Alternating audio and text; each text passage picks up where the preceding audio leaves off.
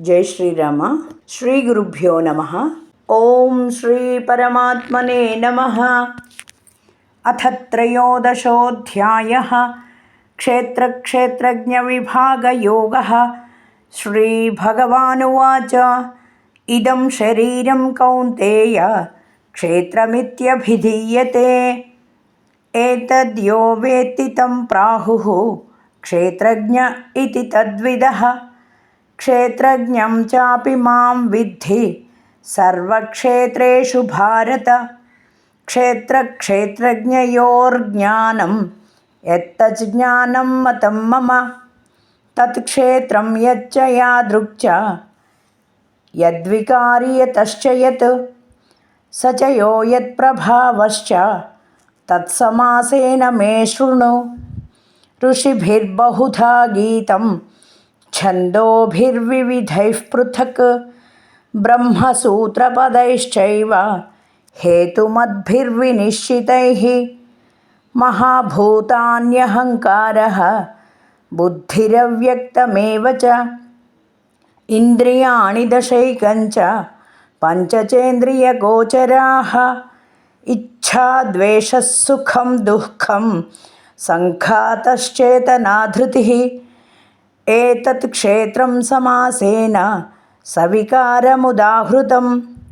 अमानित्वमदम्भित्वम् अहिंसा क्षान्तिरार्जवम् आचार्योपासनं शौचं स्थैर्यमात्मविनिग्रहः।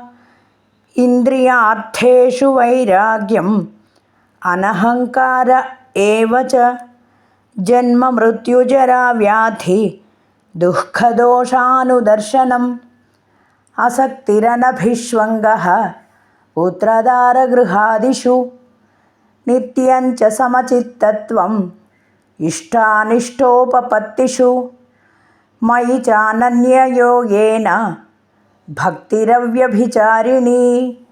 विविक्तदेशसेवित्वम् अरतिर्जनसंसदि अध्यात्मज्ञाननित्यत्वं तत्त्वज्ञानार्थदर्शनम् एतज्ज्ञानमिति प्रोक्तम् अज्ञानं यदतोऽन्यथा।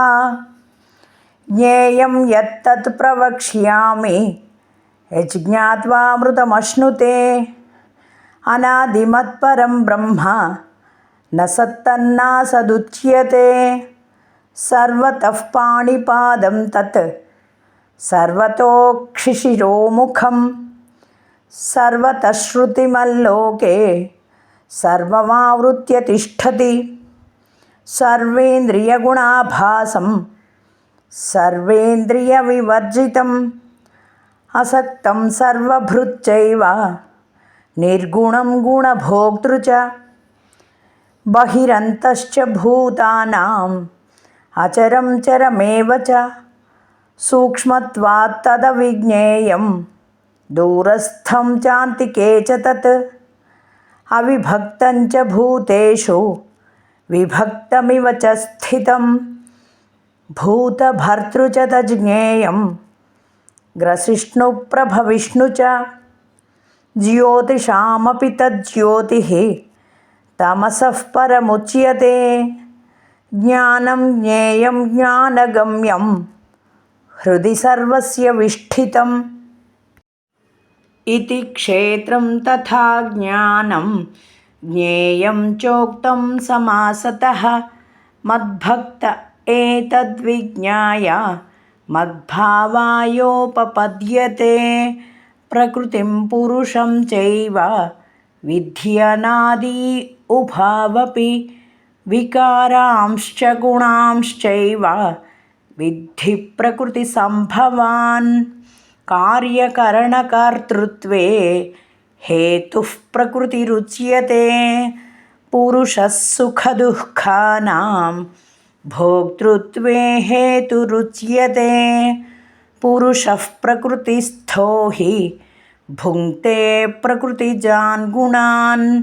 कारणं गुणसङ्गोऽस्य सदसद्योनिजन्मसु उपद्रष्टानुमन्ता च भर्ता भोक्ता महेश्वरः।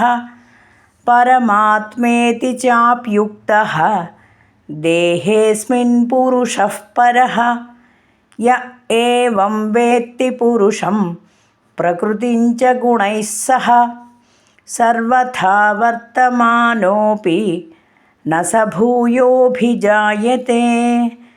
ध्यानेनात्मनि पश्यन्ति केचिदात्मानमात्मना अन्ये सांख्येन योगेन कर्मयोगेन चापरे अन्ये त्वेवमजानन्तः श्रुत्वान्येभ्य उपासते तेऽपि चातितरन्त्येव मृत्युं श्रुतिपरायणाः। यावत् सञ्जायते किञ्चित् सत्त्वं स्थावरजङ्गमं क्षेत्रक्षेत्रज्ञसंयोगात् तद्विद्धि भरतर्षभ। समं सर्वेषु भूतेषु तिष्ठन्तं परमेश्वरं विनश्यत्स्व विनश्यन्तं यः पश्यति स पश्यति समं पश्यन् हि सर्वत्र समवस्थितमीश्वरं न हि नस्त्यात्मनात्मानं ततो याति परां गतिं। प्रकृत्यैव च कर्माणि क्रियमाणानि सर्वशः यः पश्यति तथात्मानम् अकर्तारं स पश्यति।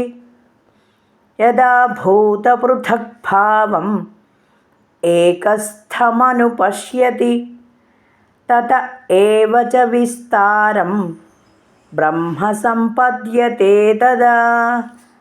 अनादित्वान्निर्गुणत्वात् परमात्मायमव्ययः शरीरस्थोऽपि कौन्तेय न करोति न लिप्यते यथा सर्वगतं सौक्ष्म्यात् आकाशं नोपलिप्यते सर्वत्रावस्थितो देहे तथात्मानोपलिप्यते।